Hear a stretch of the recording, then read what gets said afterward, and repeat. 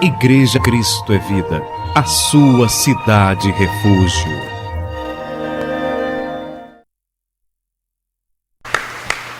Então vamos abrir a Bíblia, meus irmãos, no livro de Provérbios, capítulo 3, versículo 9, versículo 5 em diante.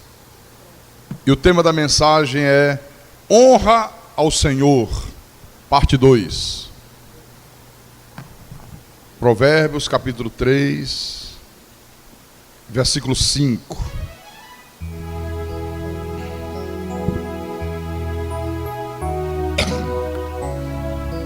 Então diz assim a palavra do nosso Deus: confia no Senhor de todo o teu coração e não te estribes no teu próprio entendimento. Reconhece-o em todos os teus caminhos e ele endireitará as tuas veredas. Não sejas sábio aos teus próprios olhos. Teme ao Senhor e aparta-te do mal. Será isto saúde para o teu corpo e refrigério para os teus ossos. Honra ao Senhor com os teus bens e com as primícias de toda a tua renda, e se encherão fartamente os teus celeiros e transbordarão de vinho os teus lagares. Então vamos orar ao nosso Deus, para que o Espírito Santo fale ao nosso espírito nessa noite. Oremos ao Senhor agora.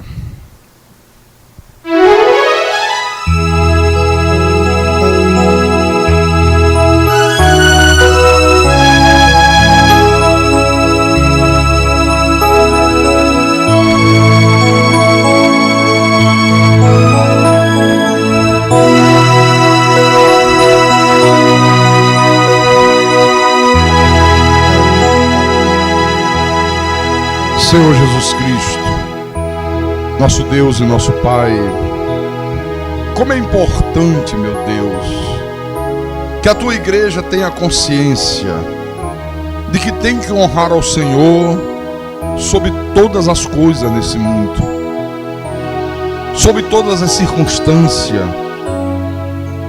Ninguém neste mundo merece mais ser honrado do que o Senhor, porque o Senhor é Deus. O Senhor é o Criador de todas as coisas. O Senhor é a provisão para todas as necessidades da vida. Então o Senhor tem que ser honrado. E quando nós honramos a Ti, o Senhor em contrapartida nos honra também. Foi o Senhor mesmo que disse isto, Jesus. Mas ninguém pode te honrar se não tiver consciente no seu coração, na sua alma, no seu espírito, que o Senhor é a fonte da vida, que o Senhor é a fonte da paz, o Senhor é a fonte de tudo quanto nós necessitamos para o nosso viver, enquanto estivermos nesse corpo de carne aqui nessa terra.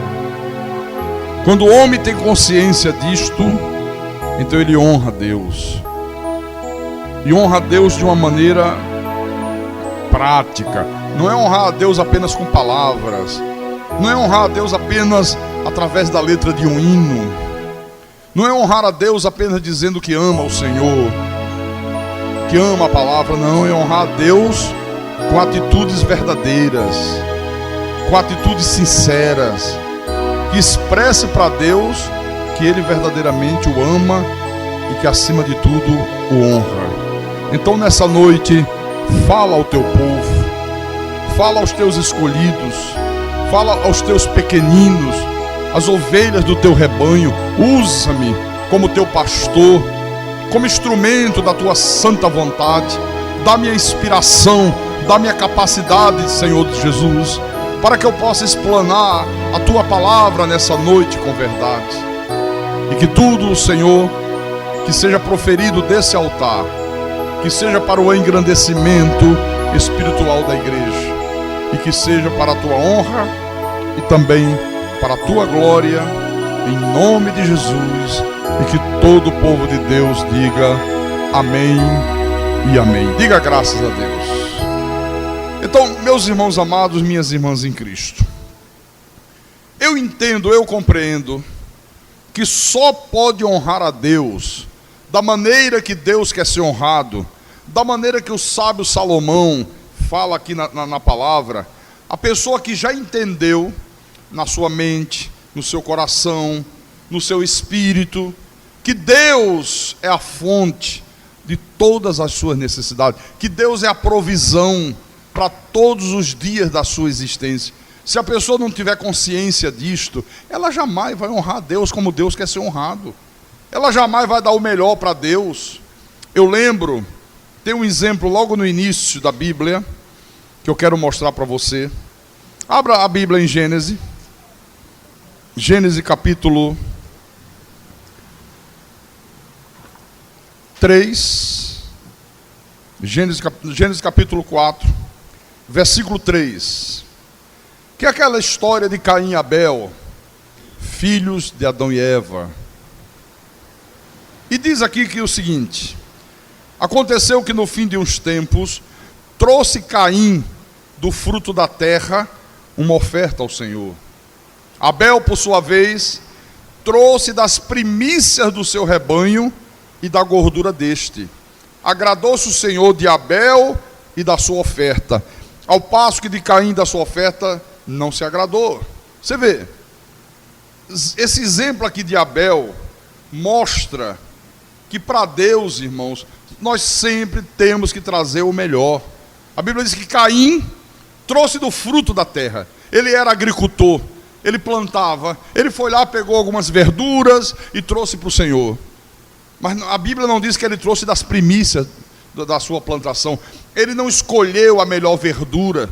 Quando nós vamos a uma feira, quando nós vamos no mercado, quando nós vamos no mercantil, você vai comprar verdura, você vai comprar tomate, você vai comprar a batata inglesa, você vai comprar o quiabo, o maxixe. Você pega cada verdura e examina ela toda. Você não aceita que o moço lá pegue um saco plástico, coloque as tomates e te entregue. Você diz, não, eu vou escolher. Você escolhe uma por uma. Você olha a batatinha, ó. Se ela tiver algum machucado, alguma coisinha, você deixa de lado, você quer aquela perfeita, não é verdade? Era isto que Caim devia ter feito. Mas ele não fez assim. Mas Abel, nesse exemplo aqui, né, que trouxe para Deus uma oferta das primícias do seu rebanho e da gordura deste, ele mostrou com essa atitude que ele estava absolutamente consciente de que não podia tratar Deus como um qualquer. Abel estava consciente disso, não, o que eu vou ofertar é para Deus. Não pode ser uma coisa qualquer. Eu tenho os meus rebanhos, eu tenho os meus animais. Não basta eu chegar para um empregado meu e dizer, pega um boi lá que eu vou ofertar para Deus. Pega uma ovelha lá que eu vou ofertar para Deus. Não. Se eu vou ofertar para Deus, tem que ser a melhor ovelha. Tem que ser o melhor animal. Olha a consciência que esse homem tinha. Então essa coisa de honrar a Deus, irmãos, é absolutamente decisivo para a nossa vida. Não interfere na nossa salvação, não interfere, porque salvo uma vez, salvo para sempre. Mas tem uma influência decisiva, direta, em todos os aspectos da nossa vida aqui nessa terra. Você vê, foi o próprio Deus que disse, aos que me honram, eu honrarei. Os que me desprezam serão desmerecidos. Ele disse, olha, quem me honra, eu vou honrá-lo. Quem me despreza, vai ser desmerecido. Então, se você quer ser honrado por Deus, nós estamos aí, às portas de um novo ano. Já estamos na expectativa de mais uma etapa de vida que Deus nos concede. Se você quer que Deus te honre nesse novo ano que se aproxima, olha, quer ser honrado por Deus, honre a Deus, irmãos, naquilo que de melhor você tem para Ele. Mas honre mesmo, não tenha medo disso.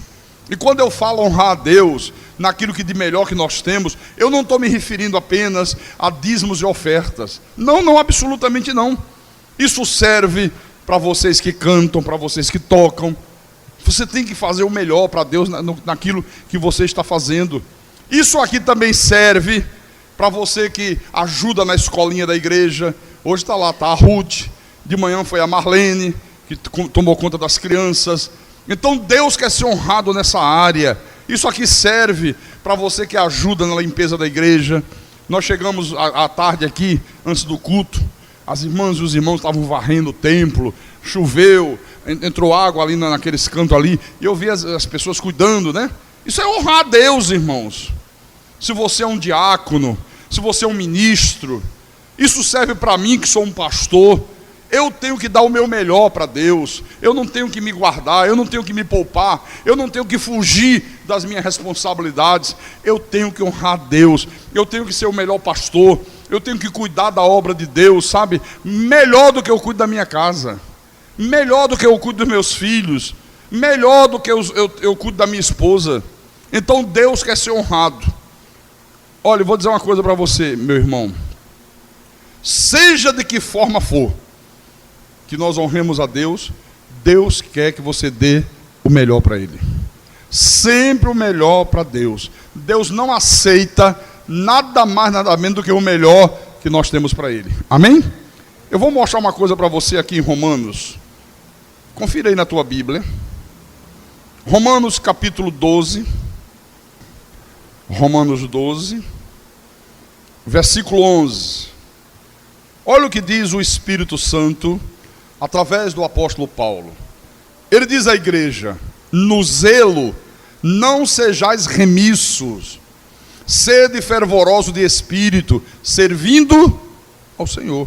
Ele está dizendo aqui: não sejam relaxados, não sejam descuidados, não sejam preguiçosos, mas sejam fervorosos, sejam dedicados, sejam zelosos, servindo ao Senhor. Uma coisa é você servir aos homens.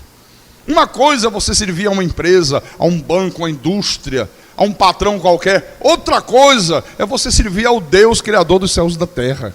Então, aqui em 1 Timóteo, veja o que Paulo diz. Primeira epístola de Paulo a Timóteo, capítulo 1, versículo 17. Olha como esse homem tinha consciência disso. Ele diz assim: ao Rei eterno, imortal, invisível, Deus único, honra e glória pelos séculos dos séculos. Amém. Olha, vê como ele tinha consciência de que a Deus tinha que ser dado toda a honra e toda a glória. No capítulo 6 dessa mesma epístola, versículo 16, ele repete e diz: o único que possui imortalidade, que habita em luz inacessível, a quem homem algum jamais viu, nem é capaz de ver, a ele honra e poder eterno. Amém. Que coisa, hein? Que maravilha, não é? Em Apocalipse, capítulo 4, vamos lá no livro do Apocalipse, capítulo 4, versículo 11. Na visão que João teve do Apocalipse, ele viu os anjos de Deus, os anciãos, todos se prostrando diante de Deus e dizendo: tu és digno, Senhor e Deus nosso, de receber a glória, a honra e o poder, porque todas as coisas tu criastes, sim, por causa da tua vontade, vieram a existir e foram criadas. Então, no que diz respeito a honrar a Deus, com o melhor das nossas ofertas, com o melhor daquilo que Deus tem nos concedido, Paulo compreendeu tão bem esta necessidade, que quando ele escreveu a sua segunda epístola aos Coríntios, no capítulo 9, versículo 5, ele diz assim: portanto, julguei conveniente recomendar aos irmãos que me precedessem entre vós e preparassem de antemão a vossa dádiva já anunciada, para que esteja pronta como expressão de generosidade e não de avareza. Olha que coisa importante isso aqui. Quer dizer que o apóstolo Paulo está mostrando aqui claramente que há duas maneiras de nós ofertarmos a Deus: ou com generosidade, com abundância, ou com avareza, com mesquinharia. Está aqui. Porque às vezes, irmãos, a pessoa é muito generosa com ela mesma, Às vezes ela é muito generosa com o filho, com os amigos, com o chefe lá do trabalho dela. Mas quando se trata das coisas de Deus, aí o que se manifesta é o espírito de avareza, é o espírito de mesquinharia. Essa aqui é a grande verdade. Então uma pessoa que age assim com Deus nunca será honrada por Deus. Nunca, nunca, nunca, nunca. Ainda há pouco, alguém chegou para mim e disse: pastor, olha, tem a escala aí dos ministros, né? Tudo direitinho. Mas o irmão fulano, irmã Beltrano, irmã Cicrana não apareceram. Eu digo: mas não ligaram, não deram uma satisfação, não falaram alguma coisa, se tinha uma viagem para fazer, se de repente foram acometidos de alguma doença. Não, ninguém deu satisfação. Aí você vê, eu duvido que uma pessoa haja assim com o seu trabalho. Eu duvido que uma pessoa falte ao emprego e não tenha a preocupação de logo cedo estar ligando: olha, eu não fui hoje, que eu estou com o doente, estou com 48 graus de febre, estou aqui em cima de uma cama, estou morrendo, mas estou ligando, viu, para avisar. Duvido, deu dúvida e vida e dó. Mas quando se trata das coisas de Deus, sabe, é como se não tivesse importância. Ninguém avisa, ninguém dá satisfação, sabe? Ninguém dá prioridade a Deus. Então aqui está uma das causas de muitos filhos de Deus não terem prosperidade, não terem riqueza na sua casa, de viverem uma vida infrutuosa. A vida material é sempre uma vida material estéril, é sempre uma vida vazia. Por quê? Porque eles não têm honrado a Deus como Deus quer ser honrado. Agora, em contrapartida, você vê pessoas de Deus, filhos de Deus, que estão sempre produzindo frutos. Eles têm sempre prosperidade e riqueza na sua casa. A vida material daquela pessoa está sempre se multiplicando. E você vê sempre aquela pessoa evoluindo. Por quê? Porque são pessoas que estão honrando a Deus da maneira que Deus quer ser honrado. Então você vê esses dois aspectos. Pastor, você pode me perguntar: qual é a regra bíblica? Quando eu honro a Deus, eu também serei honrado. Olha, não é a igreja que vai te honrar, não é o pastor que vai te honrar, é Deus que vai honrar você, meu irmão. Foi Ele que disse: aos que me honram, eu honrarei. Pastor, mas de que forma Deus me honra? Como é que esta honra que vem de Deus para a minha vida se manifesta? De todas as formas e maneiras, meu irmão. Por exemplo, quando sobrevierem crises, e todos nós enfrentamos crises, todos nós enfrentamos problemas na vida. Então naqueles momentos, às vezes de extremas dificuldades da vida, Deus vai honrar você. Deus vai se manifestar de uma forma sobrenatural em teu favor. Às vezes você trabalha numa empresa, aí de repente anunciam assim: olha, vai haver um corte de pessoal, a empresa está passando por dificuldade, vai ser mandado embora 40% dos empregados. Aí fica todo mundo aflito, todo mundo preocupado. Aí na hora H, Deus poupa você. Deus diz: não, mas isso aqui não vai, isso aqui fica. Deus toca lá no coração do teu chefe, do teu gerente, faz ele sentir um encanto por você. Não, esse aqui vai ficar, esse aqui eu não vou colocar na lista de corte. É dessa maneira que Deus se manifesta. Eu dei um exemplo hoje de manhã. Eu vinha dirigindo na estrada com a minha família e devido ao cansaço que é grande, eu acabei dormindo ao volante. Acordei com a minha mulher gritando: olha o caminhão! E eu sabia lá onde é que estava o caminhão. Eu estava dormi. E eu instintivamente pisei no freio, mas sem ver nada. Você está dormindo sem acorde, você não vê nada. A única coisa que eu vi foi o carro fazendo isso na pista. E eu só vi um vulto na frente. E o carro correu para esse lado de cá, parou. Era uma carreta. Uma carreta não, um caminhão caçamba truncado. Eles trabalhando à noite nas obras da BR-101. Quer dizer, ali foi um anjo de Deus, foi um livramento de Deus. Na velocidade que eu vinha, da maneira que foi, porque você dorme de repente. O cansaço derruba você em segundo. Por isso eu vou dizer para você: olha, não dirija cansado. Se você dirige, você anda viajando por aí de carro, não tente, sabe, ir além do que o teu corpo resiste, porque senão você vai entrar numa tragédia. Porque você não tem controle disso. Então isso foi um grande livramento de Deus. Esta igreja aqui, a Igreja Evangélica Cristo é Vida, é um exemplo vivo, meu irmão, de como Deus tem nos honrado. Mas Deus tem nos honrado por quê? Será que é porque nós somos pessoas especiais? Será que Deus tem honrado essa igreja pelos nossos belos olhos? Não, absolutamente não.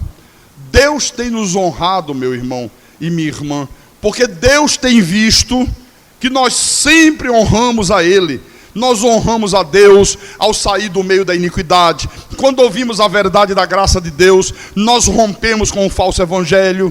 Nós assumimos a verdade de Deus, não tememos assumir a verdade da graça de Deus. Nós honramos o nosso Deus com os nossos dízimos, com as nossas ofertas.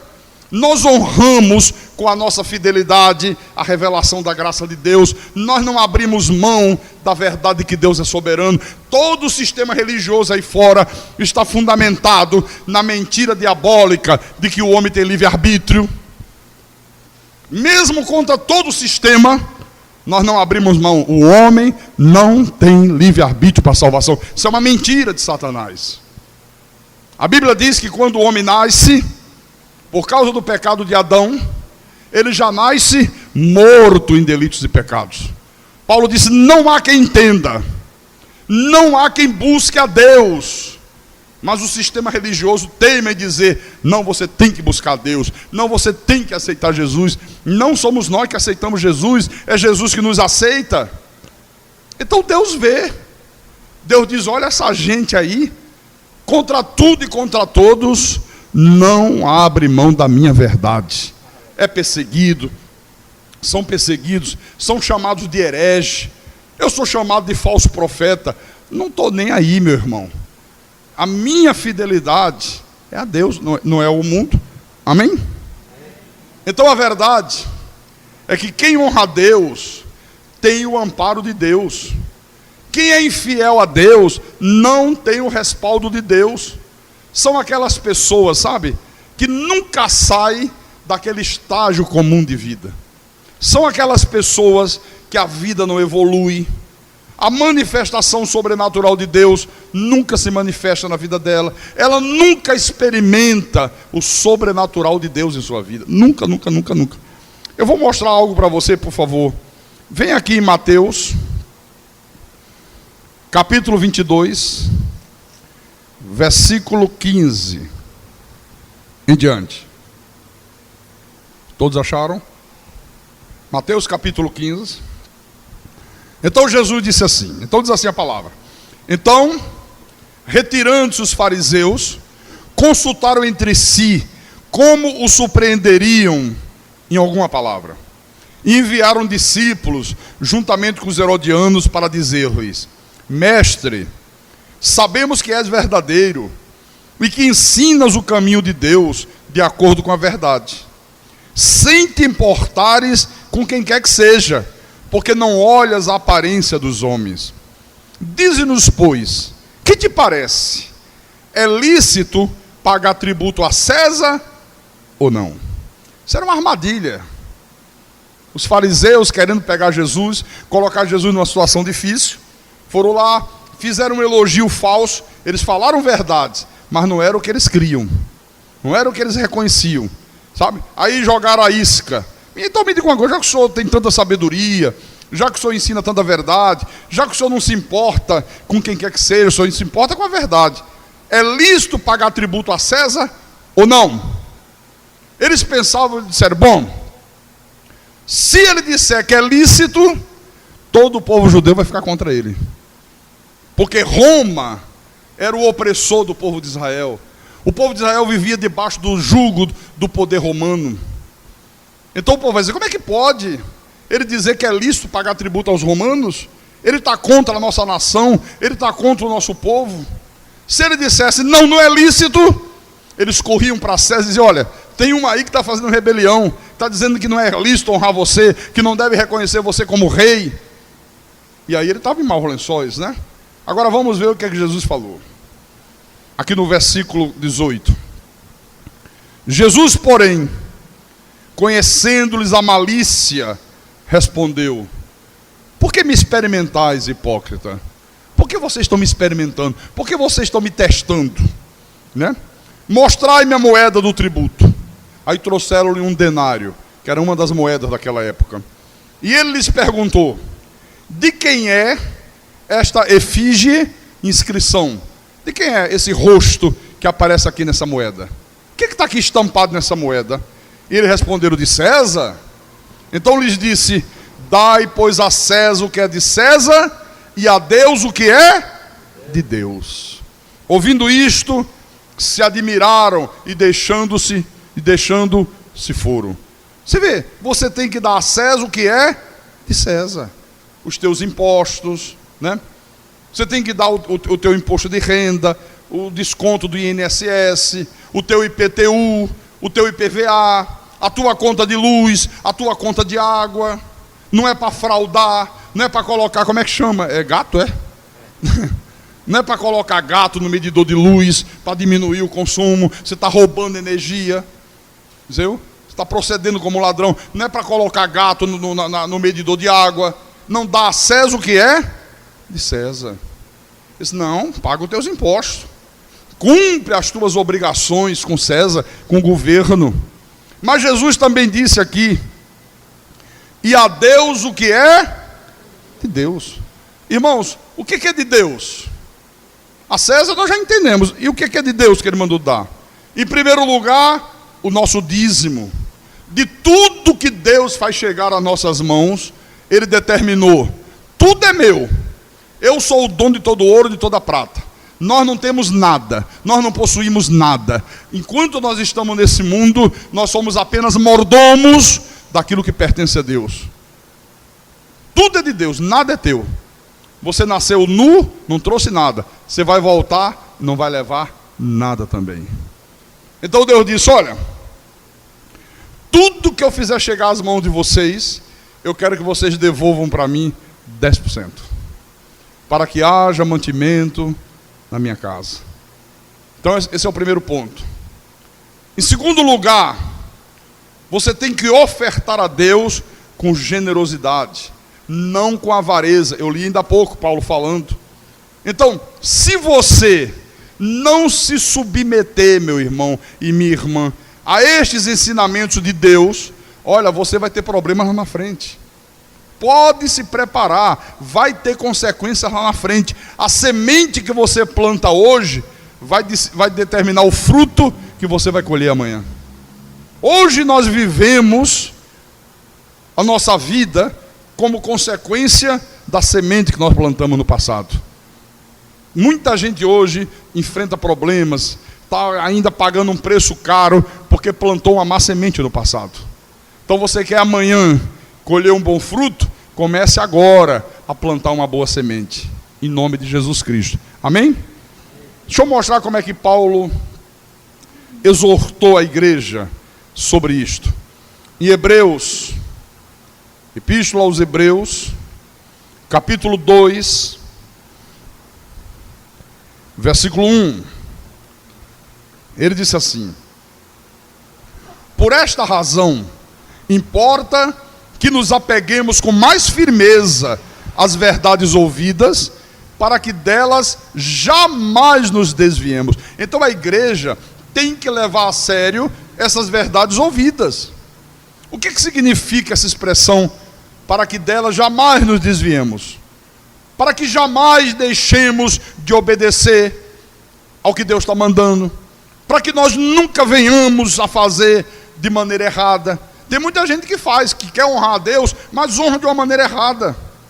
Você vê que aqui no versículo 2, ele diz: se pois se tornou firme a palavra falada por meio de anjo, e toda transgressão ou desobediência recebeu justo castigo. Então quer dizer que toda transgressão ou desobediência recebeu o quê? Um justo castigo.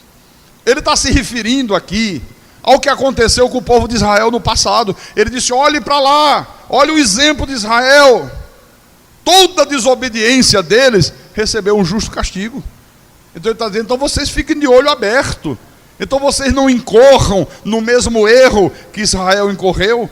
E todas as vezes que o povo de Israel desobedeceu a Deus, transgrediu o mandamento de Deus, fez aquilo que Deus pediu de uma maneira errada, recebeu o justo castigo. Deixa eu mostrar um exemplo. Aqui no livro de Malaquias, que é o último livro do Velho Testamento.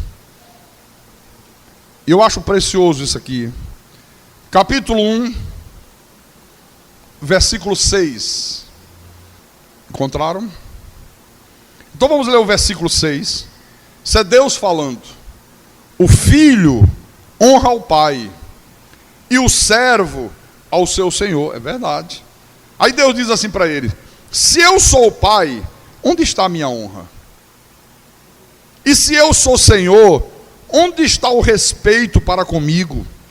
Diz o Senhor dos Exércitos: a vós outros, ó sacerdotes, que desprezais o meu nome, vós dizeis: e que desprezamos nós o teu nome? Então Deus estava reclamando que os seus sacerdotes, a Bíblia diz que nós somos o sacerdócio real. Você é sacerdote, eu sou sacerdote, nós somos sacerdote de Deus. Então ele estava reclamando que os seus sacerdotes, o seu povo, não o estavam honrando como pai, não o estavam respeitando como Senhor. Eles abriam a boca e diziam: ó meu pai, ó pai, ó meu Senhor. Ó, se eu sou o pai de vocês, cadê a minha honra? Por que vocês não me honram como pai? Se vocês dizem que eu sou o Senhor, cadê o respeito para comigo? Veja o cinismo, como eles reagiram a essa indignação de Deus. Senhor, em que nós estamos desprezando o teu nome? Isso aqui é uma atitude cínica. Por que é uma atitude cínica? Porque eles sabiam como que a lei determinava a maneira correta deles fazerem as suas ofertas a Deus, e eles não estavam fazendo corretamente. Eles sabiam qual era a maneira certa de fazer, mas não estavam fazendo de uma maneira correta. Olha o cinismo: Senhor, em que nós estamos desprezando o teu nome? Em que nós não estamos te honrando como nosso Pai? Em que nós não estamos te respeitando como nosso Senhor? Olha o cinismo dessa gente aqui. Aí no versículo 7, o Senhor continuou e disse: ofereceis sobre o meu altar pão imundo, e ainda perguntais: em que te havemos profanado? Nisto que pensais, a mesa do Senhor é desprezível. Deus estava dizendo: olha, vocês oferecem sobre o meu altar ofertas desprezíveis, e vocês ainda perguntam: quando é que vocês fizeram uma coisa dessa? Vocês ainda perguntam: o que vocês estão fazendo de errado, que eu estou reclamando com vocês? Agora, o que é que Deus quis dizer quando ele disse ao povo: nisto que pensais, a mesa do Senhor é desprezível? É que eles diziam assim: não é necessário, sabe, levar oferta para Deus. E se é para levar oferta, também não precisa ser dessa maneira que a lei manda. Olha, a gente leva qualquer coisa. Não tem gente até nos dias de hoje que pensa a mesma coisa. Para que Deus precisa de dinheiro? Por que eu tenho que dar oferta na igreja? Não precisa disso não tem essa necessidade não. É aquela pessoa que critica o pastor, quando o pastor exorta a igreja a ser fiel nos dízimos, a ser generoso nas ofertas. Tem gente que critica, né? É aquela pessoa, meu irmão, que acha que para Deus qualquer coisa está bom, é suficiente. Não precisa se preocupar com o negócio de dar o melhor para Deus, não. Qualquer coisa para Deus está bom. Aí vocês dizem assim: pastor, mas a viúva pobre, pastor, deu apenas 2 moedas para Deus. E aí? E Jesus ainda disse de um pequeno valor, de um valor ínfimo. Mas mesmo assim Jesus não disse que aquela viúva pobre seria a mais bem-aventurada? É verdade, disse. Jesus disse que ela deu apenas 2 moedas, de um valor muito pequeno. Ele disse que ela seria muito mais bem-aventurada do que os outros. Mas você esqueceu de uma coisa.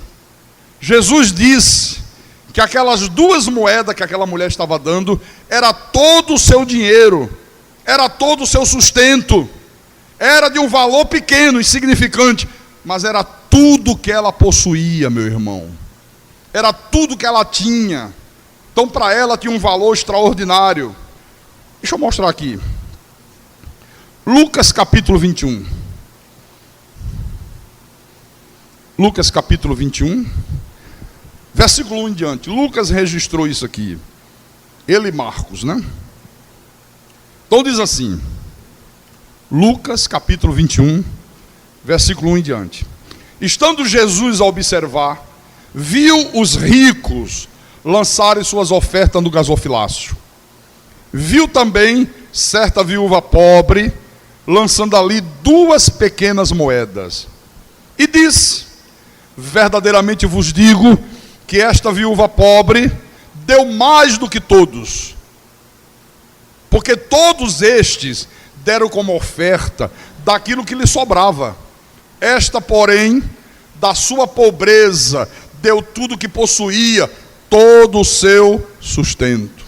Então a primeira coisa que nós aprendemos aqui é que Deus observa tudo aquilo que nós ofertamos para Ele. Deus observa. Nada passa indiferente aos olhos de Deus. Em segundo lugar, Deus não está olhando, meu irmão, para a quantia que a pessoa está ofertando. Deus está olhando se aquilo que a pessoa está ofertando é o melhor que ela tem para Ele. Deus não olha para a quantia. Vou explicar isso aqui. Por exemplo, vamos imaginar uma pessoa hoje que ganha R$400. Aí ela deu o dízimo dela, 10%. 10% de 400 dá quanto? 40, né? Ainda estou sabendo fazer essa conta.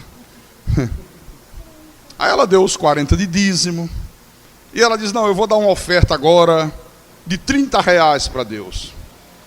Então essa oferta de R$30 é o equivalente aproximadamente a 7% do salário dela. Ela deu o dízimo e deu uma oferta de R$30 para ajudar a igreja. Então esses R$30 para uma pessoa que ganha R$400 é mais ou menos 7%. Agora, vamos comparar com outra pessoa que ganha 3 vezes mais do que essa. R$1.200. Então a pessoa ganha 1.200, deu o dízimo, R$120, né? E ela, de livre e espontânea vontade, decide dar uma oferta de R$60. Para uma pessoa que ganha R$1.200 e dá uma oferta de R$60, ela está dando exatamente 5% do que ela ganha. 5% de 1.200, R$60, né? Ok. Vamos imaginar agora uma terceira pessoa que ganha, vamos imaginar aqui, R$4.000. Então essa pessoa que ganha R$4.000, ela deu o dízimo e ela decidiu dar uma oferta de R$120 para a igreja. Essa pessoa deu 3% do salário dela.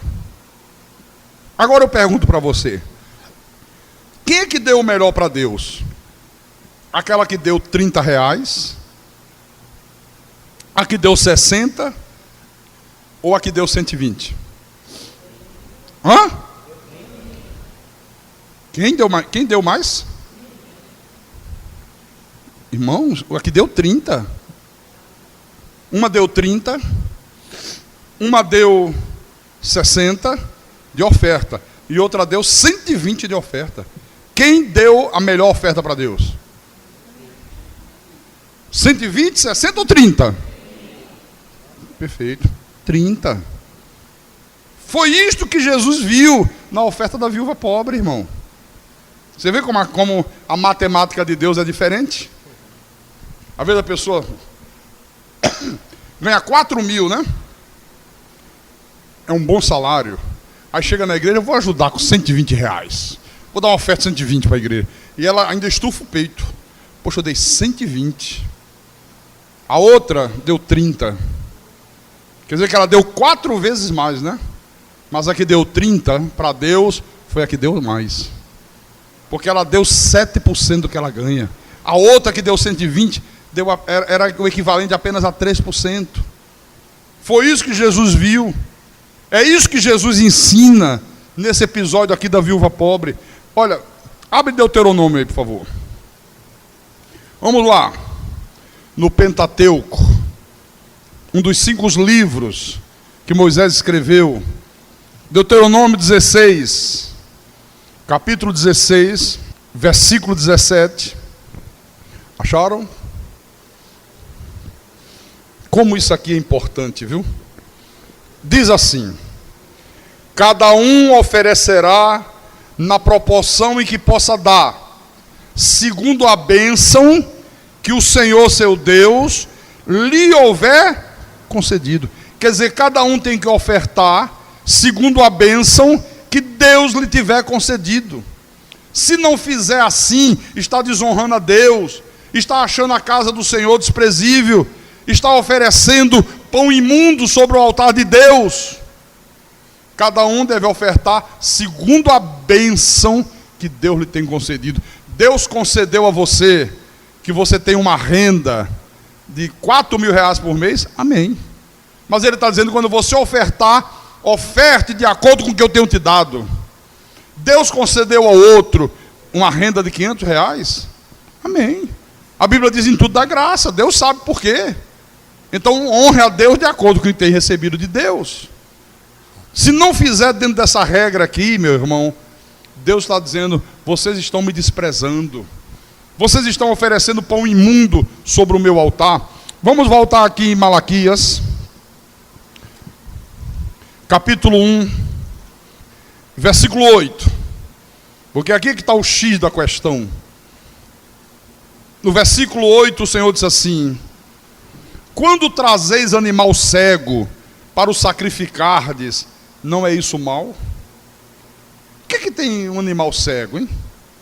Por que Deus estava dizendo, quando vocês trazem um animal cego de um olho, ou dos 2 olhos, não é isso mal? E quando trazeis o animal coxo, paralítico, né? Ou o animal enfermo, não é isso mal? Por que Ele estava dizendo isso? Por que Deus estava reclamando disso aqui? Porque a lei dizia o seguinte: quando alguém for oferecer uma oferta de sacrifício a Deus, uma oferta de sangue, um animal, o animal tem que ter no mínimo 1 ano de idade, tem que ser um animal macho, não pode ter nenhum defeito, não pode ser cego, não pode ser paralítico, não pode ter nenhuma doença, não podia ter nenhuma mancha na pele, tinha que ser um animal perfeito. O que essas pessoas aqui estavam fazendo? Levando animal cego, animal paralítico, animal doente. Aí Deus disse assim: ora, apresenta-o ao teu governador, acaso terá ele agrado em ti e te será favorável? Diz o Senhor dos Exércitos. Sabe por que eles faziam isso? Porque era mais barato, meu irmão, o animal defeituoso. Era muito mais barato do que o animal sadio. Vamos imaginar o seguinte: vamos imaginar que você vai presentear o teu pai. Você vai dar um presente ao teu pai. E você sabe, alguém já disse assim para você: olha, o que o teu pai mais gostaria hoje era de ter uma televisão, um telão de 32 polegadas. Olha, ele disse que o sonho dele é ter um telão de 32 polegadas. Ele tem lá uma televisãozinha, teu pai é simples, é humilde. Ele tem uma televisãozinha daquelas pequenininhas de 14 polegadas, que para a pessoa enxergar tem que botar uma lente de aumento assim para ver, né? Porque é muito pequena. Mas o sonho do teu pai é ter uma televisão de 32 polegadas. Bom, aí você diz, tá bom. Vai na loja, vê o preço. Aí diz, bom, a mais barata que eu vi aí no mercado de 32 polegadas, R$ 1.800. Você pode.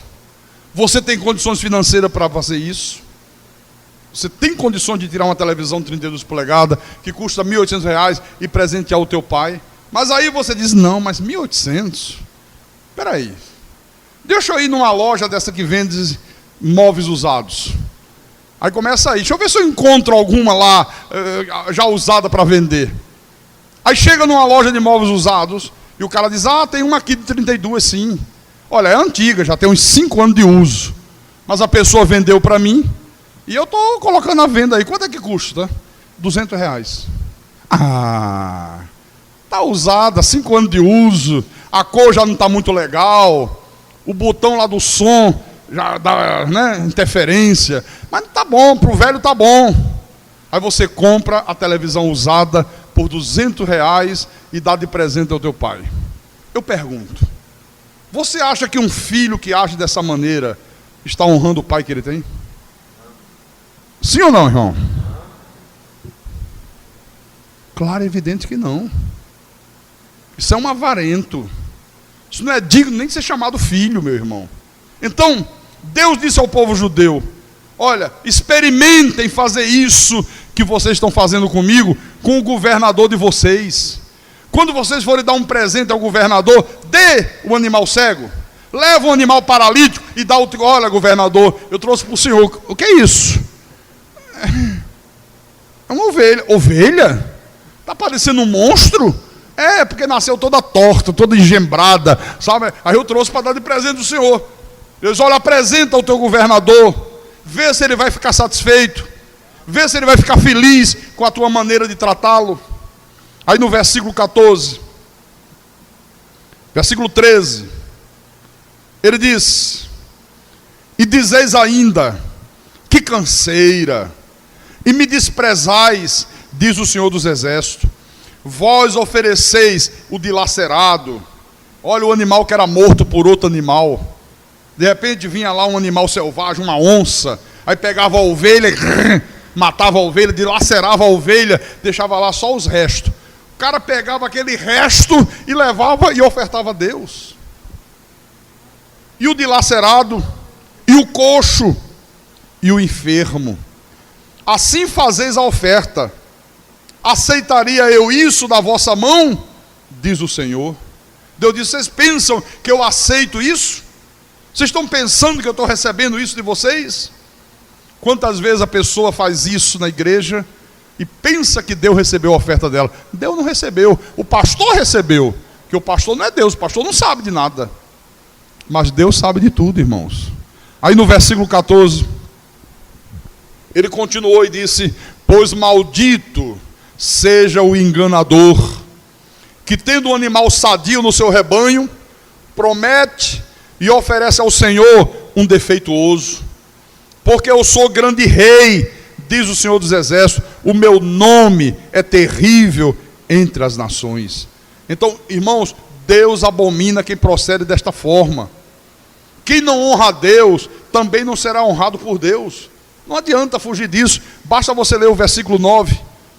O Senhor disse: agora, pois, suplicai o favor de Deus, que nos conceda a sua graça, mas com tais ofertas nas vossas mãos, aceitará Ele a vossa pessoa, diz o Senhor dos Exércitos. Deus está dizendo aqui, na hora das necessidades, na hora das crises, naqueles momentos que os inimigos se levantam contra vocês, vocês logo oram a Deus, vocês logo elevam a voz aos céus, e vocês suplicam o meu socorro, vocês pedem o meu livramento.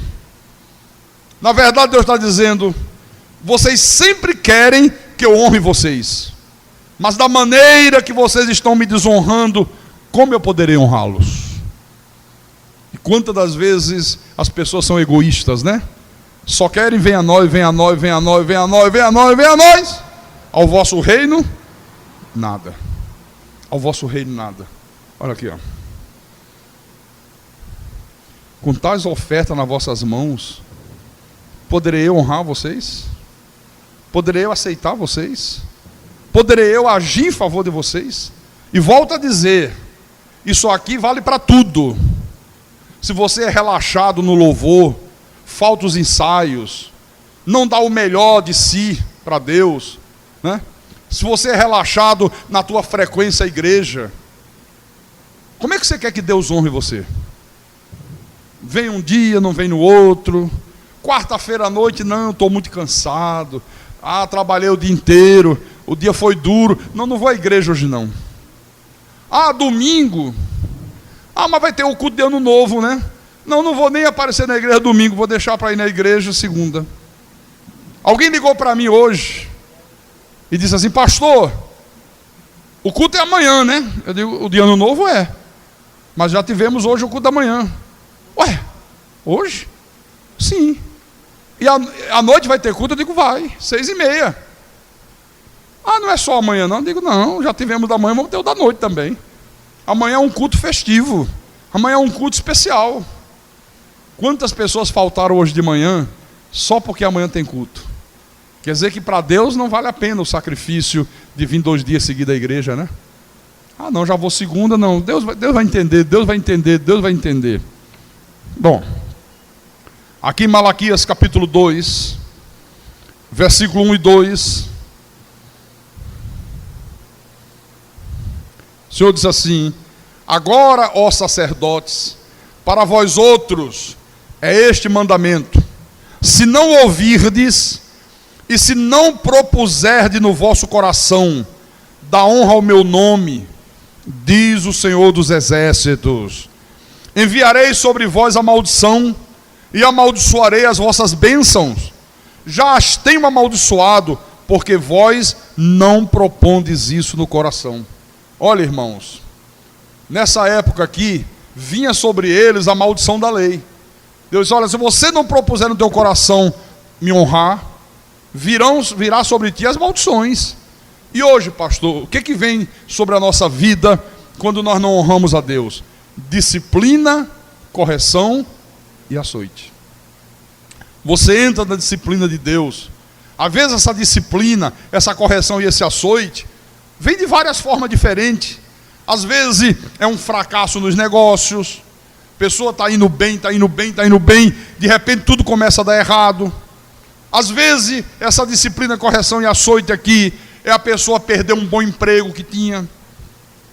Quantas pessoas que eu conheço que já tiveram um bom emprego, já tiveram um excelente salário e hoje não tem mais, porque começaram a desonrar a Deus, meu irmão. Eu lembro, entre muitos exemplos, uma senhora que um dia me procurou em Recife, e ela disse: ah, pastor Carlos, o senhor lembra de mim? Eu digo: claro, minha irmã. O senhor percebeu que eu me ausentei da igreja? Eu digo: percebi. Pois é, pastor, tem mais de 1 ano que eu não vim à igreja. Olha, pastor, estou voltando, mas estou destruída. Eu digo: o que é que houve, irmã? Pastor, olha, perdi tudo. Eu perdi tudo, eu perdi minha casa, eu perdi meu carro, meu filho capotou com o carro. Ela disse assim: pastor, venceu o seguro do meu carro. Eu disse: bom, venceu hoje, eu vou deixar para fazer na segunda-feira, numa sexta-feira. Só um final de semana, sem seguro, tudo sem problema. Ela disse: pastor, meu filho pegou o carro no sábado, deu uma capotada que não se viu uma palavra, perda total, e não tinha seguro. Pastor, eu tinha um emprego, pastor, que eu ganhava mais de 4.000 reais por mês, perdi esse emprego. Pastor, estou trabalhando hoje como professora, estou ganhando um salário mínimo. E antes de eu falar qualquer coisa, ela disse para mim assim: pastor, mas hoje eu estou consciente que tudo isso aconteceu porque eu comecei a desonrar Deus. Ela disse: olha, quando eu cheguei na igreja, pastor, eu cheguei numa situação difícil. Eu cheguei passando necessidade. Eu cheguei com as portas todas fechadas. E eu clamei a Deus, eu pedi a Deus ajuda. Eu supliquei a Deus o seu favor. Eu supliquei a Deus a sua graça. Deus abriu as portas. Deus me colocou numa posição de privilégio. Eu consegui crescer na empresa. Eu ganhava 4.000 reais por mês. Eu tinha o meu carro novo. Eu tinha 3 linhas de telefone. Na época tinha linha de telefone. Hoje quase que não existe, né? Ela disse: pastor, quando eu estava lá por cima, eu comecei a falhar com Deus. Eu comecei a me endividar, eu comecei a comprar coisa. Aí tinha mês que eu dizia: puxa vida, não vai dar para eu dar o dízimo, estou muito apertado, mas eu vou anotar aqui numa cadernetinha que eu estou devendo a Deus. Está pensando que Deus é dono de bodega? Anotar numa cadernetinha, estou devendo a Deus. Olha que cara de pau, rapaz. Se apossar do que é de Deus. Ela disse: eu fiz isso, pastor. Pastor, quando eu cheguei na igreja, eu não faltava nenhum culto. Quarta-feira à noite, o culto era 7 horas da noite, 6 horas eu já estava na igreja, era mesmo. Domingo de manhã eu estava na igreja, domingo à noite eu estava na igreja. Olha, eu era entusiasmada, eu ajudava a obra. Depois fui relaxando. Aparecia um convite de família. Olha, vai todo mundo para o interior. Vamos para a fazenda de fulano. Esse final de semana vai ter uma churrascada. Aí forçava a barra. Vamos com a gente, mulher. Igreja tem todo dia. Que fanatismo é esse? De todo domingo estar na igreja. Elas, pastor. Aí eu já cedia.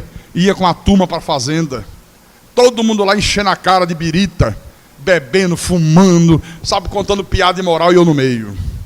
Quando deveria estar na igreja, deveria estar na casa de Deus. Então, ela mesma se conscientizou que ela foi vítima dos seus próprios erros e ela recebeu o quê? Disciplina, correção e açoite. Às vezes essa disciplina, correção e açoite são crises que vão dilapidando o patrimônio da pessoa. Vai fazendo a pessoa perder os bens que ela conquistou. Às vezes é aquela pessoa que nunca é reconhecida no seu trabalho, trabalha muito, é dedicada, mas como ela está desonrando a Deus, nunca é reconhecida. Aparece a oportunidade de promover alguém, colocar uma pessoa num cargo de chefia, e ela diz, sem dúvida que serei eu. Claro que o meu chefe vai me escolher. Eu sou dedicado, eu sou esforçado, eu trabalho muito. Eu vou ser, aí, na hora H é surpreendida. Escolhe um que nem merecia receber aquela promoção. Disciplina de Deus, irmãos. Não recebe aumento de salário. E às vezes, essa disciplina de Deus aqui pode ser até uma morte prematura, como aconteceu com Ananias e Safira. Lembra da história de Ananias e Safira? Então, desobedecer a Deus, irmãos, é zombar de Deus, é desonrar a Deus. Então, como ele diz aqui, proponha no teu coração, nessa noite de domingo, da honra ao Deus da tua vida, ao Deus da tua salvação. Proponha, diga, eu vou dar honra a Deus, Deus vai ser a coisa mais importante para a minha vida, eu vou amar a Deus mais do que eu amo meu filho, mais do que eu amo meu marido, mais do que eu amo a minha esposa, mais do que eu amo o meu emprego, mais do que eu amo a minha casa, o meu automóvel. Deus vai estar em primeiro lugar na minha vida. O que é que ele diz aqui? Se não ouvirdes, e se não propuserdes no vosso coração da honra ao meu nome, então enviarei sobre vós a maldição. Hoje ele diz, então enviarei sobre vós disciplina, correção e açoite. Deus faz conosco aquilo que nós fazemos com nossos filhos. O meu filho mais novo, o Renan, ficou em recuperação em 2 matérias. E a gente passou o ano inteiro, estuda. Rapaz, você não pega no livro. Essa coisa esse jovem de hoje não é mole não, viu? Como eu disse, mano, parece que não basta só puxar a orelha não. Acho que tem hora que tem que arrancar a orelha. Eu acho que nem assim resolve. Que coisa difícil essa juventude de hoje. Que juventude mais sem juízo. Que juventude mais sem limites. E a gente está dizendo, estuda, estuda. Aí chega agora, vem o boletim. Eu estou em recuperação em 2 matérias. Mas as provas vão ser só em janeiro. Ok. Agora, a minha nora veio com o meu neto para ir para o Maranhão, né? Aí já tinha ligado para eles. Aí manda a mãe falar comigo, né? Renan mandou falar contigo. Que a Fernanda chamou ele para ir para o Maranhão, passar o ano novo lá, passar uma semana. E na volta ele volta contigo. Eu digo, quer ir para o Maranhão? Chama ele aqui. Aí ele veio todo feliz, né? E diga, pai, meu filho, vai para o Maranhão, passar 2 semanas? Poxa, legal, né? Maranhão, né? Joia, né? Piscina, praia, né? Lá na casa da parentela dela. Que beleza, né, meu filho? Você não vai, não. Você está de castigo. Você não vai nem para o Maranhão, nem para o Maranhinho. Você não vai para lugar nenhum. E você agora não pode ir para o shopping, não pode ir para cinema. Não peça para ir jogar futebol com os colegas. Você vai fazer as provas. E dê um jeitinho de não passar. Faz uma forcinha para não passar. Você vai ver o que é que espera você em 2008. Aí você vai ver o que é um 2008 azeitado, ardido como pimenta. Irmão, Deus faz assim conosco. Sabe quando nós não obedecemos, quando nós negligenciamos, quando nós brincamos com Deus, Deus nos disciplina. E eu quero terminar o recado de Deus para a igreja nessa noite com as palavras que Paulo registrou na sua epístola aos Hebreus, capítulo 3, versículo 12. Hebreus capítulo 3, versículo 12. Ok? Tendo cuidado, irmãos, jamais aconteça haver em qualquer de vós perverso coração de incredulidade que vos afaste do Deus vivo. Eles tenham cuidado. Jamais aconteça que venha haver em qualquer um de vocês um perverso coração de incredulidade que vos afaste do Deus vivo. Irmão, nunca permita isto. Não deixa que haja na tua vida um perverso coração de incredulidade. Não, mas não é bem assim. Não, o pastor também exagera muito. Não, o pastor também é muito radical. Eu não sou radical, não, eu sou bíblico. Eu sou bíblico. Eu estou mostrando o que está escrito na Bíblia Sagrada. Né? Não, Deus não vai se incomodar. O que tem eu faltar de vez em quando meus cultos? Não, Deus não vai levar em conta, né, se a minha oferta não é abundante, né? É uma oferta de avareza. Deus entende. Deus está vendo, né? Eu também preciso, estou comprando móveis novos para casa, acabei de trocar o meu carro, comprei um carro novo. Deus está vendo, né? Que eu tenho que comprar uma boa roupa. Então Deus espera um dia, quem sabe, talvez. Isso é um perverso coração de incredulidade. Isso é um perverso coração de incredulidade. Paulo disse, olha, isso aí vai te afastar do Deus vivo. Isso aí vai acabar te tirando dos caminhos de Deus. Isso aí vai acabar trazendo consequências desastrosas para a tua vida. E eu termino dizendo, quem tem ouvidos, ouça o que o Espírito falou à igreja nessa noite.